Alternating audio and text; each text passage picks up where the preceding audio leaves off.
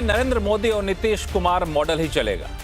बिहार के मुख्यमंत्री पद की शपथ लेने के बाद सम्राट चौधरी का यह पहला बयान काफी कुछ इशारा करता है।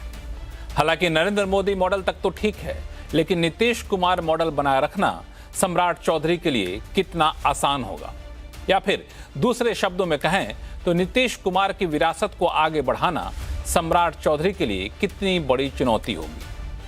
अगर इस चुनौती में वो सफल हो भी जाते हैं तो भी क्या यही उनकी सफलता का पैमाना होगा? क्योंकि नीतीश कुमार की तमाम सफलताओं के बावजूद बिहार उद्योग रोजगार जैसे मोर्चे पर काफी पीछे है। ऐसे में क्या सम्राट चौधरी नीतीश कुमार से आगे बढ़कर अपनी एक नई लकीर खींच पाएंगे? उधर सत्ता के गलियारों में चर्चा जोरों पर है कि सम्राट चौधरी नीतीश के पसंद हैं और उन्हें मुख्यमंत्री बनाकर नीतीश कुमार ने बिहार में अपना वर्चस्व कायम रखना चाहा है, जबकि भाजपाई चाहते थे कि कोई ऐसा शख्स मुख्यमंत्री बने जो मूलतः भाजपा से हो। अगर ये सही है तो फिर सम्राट चौधरी के लिए राजनीतिक सफर कितना आसान रहने वाला है। इन सब के बीच नीतीश के इस्तीफे की चर्चा के दौरान उनके बेटे निशांत कुमार जिस तेजी से चर्चा में आए थे, माना जा रहा था कि वो सरकार में शामिल होंगे, लेकिन ऐसा हुआ नहीं। ऐसे में नीतीश के बिना बिहार में जदयू का भविष्य क्या होगा? ऐसे कई सारे सवाल उठ रहे हैं जो पिछले 48 घंटे से चर्चा में है। इन सारे सवालों का जवाब देने की हम कोशिश करेंगे। नमस्कार, मैं हूं लक्ष्मण राय और इस कोशिश में हमारे साथ चर्चा में जो मेहमान शामिल होंगे उनसे आपका परिचय कराऊंगा। उससे पहले देख लीजिए एक रिपोर्ट। मैं सम्राट चौधरी ईश्वर की शपथ लेता हूं।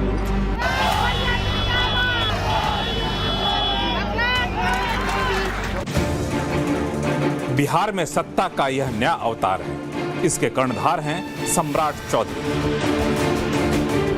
मैं सम्राट चौधरी ईश्वर की शपथ लेता हूं।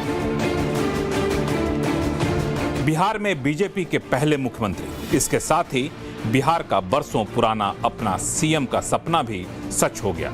सम्राट चौधरी उस रेस में विनर बनकर उभरे जिसे जीतना कभी बीजेपी के लिए असंभव सा लगता था।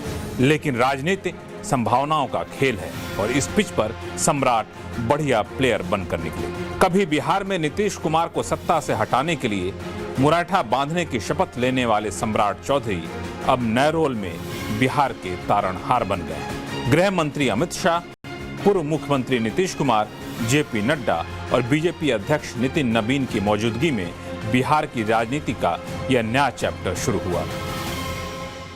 आज से ही बिहार के लिए काम शुरू कर दूंगा और बिहार में स्पष्ट तौर पर रहिए, यहाँ नरेंद्र मोदी जी और नीतीश मॉडल ही चलने वाला। नीतीश जी का निर्णय है, नीतीश जी ने निर्णय लिया कि हम दिल्ली जाएंगे तो 25 से 30 रहेंगे। नीतीश जी तो रहेंगे ही, नीतीश जी की नीतियां रहेगी, नीतीश जी के रोड मैप रहेंगे। कल भी सम्राट चौधरी ने कहा और आज भी मेरे जैसे लोग कह रहे हैं। सम्राट चौधरी के बिहार के सीएम बनने के साथ ही जेडीयू से 2 डिप्टी सीएम बने हैं। साथ ही गठबंधन में अभी नीतीश की पार्टी मजबूती से बनी हुई है और नीतीश ने खुद भी सम्राट चौधरी को मार्गदर्शन देते रहने की बात भी कह दी। जेडीयू और बीजेपी दोनों का ही दावा है कि नीतीश की कार्यशैली और नीति सम्राट युग में भी जारी रहेगी। नीतीश जी ने बिहार को जिस रास्ते चला के आज पूरे देश में इसको एक मॉडल के रूप में बढ़ाया है, उन्हीं रास्तों पर चलने का काम हम लोग की नई सरकार भी करेगी। जो उनके रास्ते हैं, उनकी नीतियां हैं, उनके कार्यक्रम हैं, उनके तरीके हैं, उनकी कार्यशैली है, उसी पर चलना हम लोगों का काम है। लेकिन सत्ता परिवर्तन के इस अध्याय पर विपक्ष और महागठबंधन का अपना ही दाव है। तेजस्वी वैसे तो सम्राट चौधरी को मुख्यमंत्री बनने के लिए बधाई दे रहे हैं, लेकिन वो तंज कसने का मौका भी नहीं छोड़ रहे। साथ ही सम्राट चौधरी को लालू की पाठशाला से निकले नेता बता रहे हैं। हालांकि वो नीतीश के इतने लंबे शासन में बिहार का खजाना खाली का हवाला भी दे रहे हैं। ये तो चुनाव से पहले ही तय था, इसमें कहाँ किसी को सब कुछ दिखाई दे रहा था। तय हुआ कि भाई नीतीश जी को रहने नहीं देगा ये लोग, भाजपा के लोग चुनाव के बाद। और जो भी जिनका नाम आया है सम्राट चौधरी जी, तो लालू जी के पाठशाला के, तो लालू जी के ही इर्द गिर्द जो है बिहार की राजनीति जो है चलती रहेगी। 20 साल बीजेपी भी साथ में राज किया, बिहार का खजाना खाली है।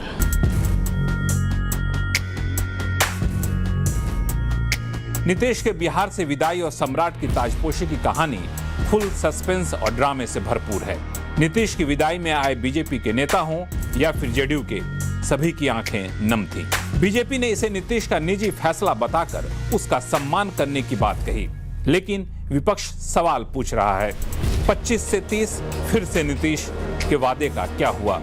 जो महाजनादेश नीतीश के नाम पर मिला, वैसे में यह बदलाव क्या धोखा नहीं? सम्राट चौधरी को अभी नीतीश समेत मोदी शाह का आशीर्वाद हासिल है, इसलिए सियासी ग्राउंड पर अभी कोई बड़ा खतरा तो नहीं दिख रहा। लेकिन इस पिच पर टिके रहना सम्राट के लिए कम बड़ी चुनौती नहीं होगी। जातीय गणित और लवकुश समीकरण को छोड़ दें तो निजी तौर पर सम्राट चौधरी की काबिलियत पर भी कम सवाल नहीं उठे हैं। उनकी पढ़ाई लिखाई और बैकग्राउंड पर विवादों का साया रहा है। ऐसे में आने वाले समय में देखना यह है कि बिहार में बीजेपी के पहले सीएम क्या कोई नई लकीर खींचकर अपने विरोधियों का मुंह बंद करा पाते हैं। साथ ही डबल इंजन की सरकार में भाजपा का अपना मुख्यमंत्री होने का फायदा क्या बिहार को ज्यादा मजबूत बनाएगा, या फिर बिहार में नीतीश मॉडल की जगह कोई और मॉडल लेगा? सबसे बड़ी बात, जिस सम्राट को आज नीतीश की वसीयत के तौर पर देखा जा रहा है, क्या वो नीतीश की सेकुलर विरासत को बचा पाएंगे? इन सारे सवालों का जवाब हम देंगे, क्योंकि हमारे साथ जुड़ रहे हैं विशेष मेहमान। 3 वरिष्ठ पत्रकार हमारे साथ जुड़ेंगे। सतीश के सिंह साहब, जो कि बिहार की राजनीति को काफी करीब से, काफी लंबे समय से देखते रहे। हर्षवर्धन जी, और कुछ ही देर में आशुतोष जी भी जुड़ेंगे। और साथ ही साथ हमारे साथ हैं राजनीतिक विश्लेषक सज्जन कुमार सिंह साहब। आप सही मेहमानों का बहुत बहुत स्वागत है। शुरुआत में सतीश के सिंह सर आपसे करना चाहूंगा। बहुत सीधा सा सवाल, सम्राट चौधरी का मुख्यमंत्री बनना बिहार की राजनीति, बिहार की सत्ता में कितना बदलाव आएगा और क्या बदलाव आएगा? देखिए, एक भारतीय जनता पार्टी ने निश्चय किया था और निश्चित रूप से वो उसको निश्चय को अमल किया कि उसका मुख्यमंत्री हो, है कि नहीं? और वो उस निश्चय में और उस निश्चित करने में सफल हो गई। ये मैं एक बात देखता हूँ। दूसरी बात, जब लोग बार बार नीतीश को हटाने के बावजूद भी बार बार नीतीश नीतीश नीतीश कर रहे हैं, मोदी जी का तो बराबर करते रहते हैं, तो आप ये समझिए, और वो भी नीतीश जी जाते जाते 7 निश्चय दोहरा के गए हैं और मार्गदर्शन का भी उन्होंने दोहराया है कि वो करते रहेंगे। तो नीतीश ने जो मॉडल खड़ा किया है उससे अलग होना, मतलब हम समझते हैं कि खतरे को आमंत्रण है। हमको लगता है कि जिस तरह से सम्राट चौधरी के पीछे नीतीश जी का बरदहस्त या उनका आशीर्वाद या उनका सहयोग जो भी रहा हो, वो इस बात को कहता है कि इस मामले में भारतीय जनता पार्टी थोड़ा सा संवेदनशील है, सजग है, और जिस प्रकार से लोग की बड़े ग्रैंड ये लोग व्यवस्था करते हैं शपथ का, और पहली बार मुख्यमंत्री बन रहा हो तो वो छोटा रखा लोक भवन में, बहुत चर्चा नहीं हुई। तो ये सब बात कहती है कि थोड़ा बिहार का मॉडल अलग है, भले ही अब कितना उस पर आगे चलते हैं। देखिए, 7 निश्चय में आपने देखा होगा कि उसमें तो कोई बुलडोजर मॉडल तो है नहीं, है तो नहीं। तो अगर ये मिल के चले तो ठीक बात है, अच्छा है, कुर्सी खाली की है नीतीश जी ने, तो ये आगे चलेगा। लेकिन अगर इसमें कुछ इधर उधर हुआ, करने का प्रयास हुआ या अलग चलने का प्रयास हुआ, तो यही कारण टकराव का बनेगा। और उसके बाद आप समझ लीजिए कि एक फिर पॉलिटिकल रीअलाइनमेंट बिहार में दिख सकता है। ये मेरा जवाब है।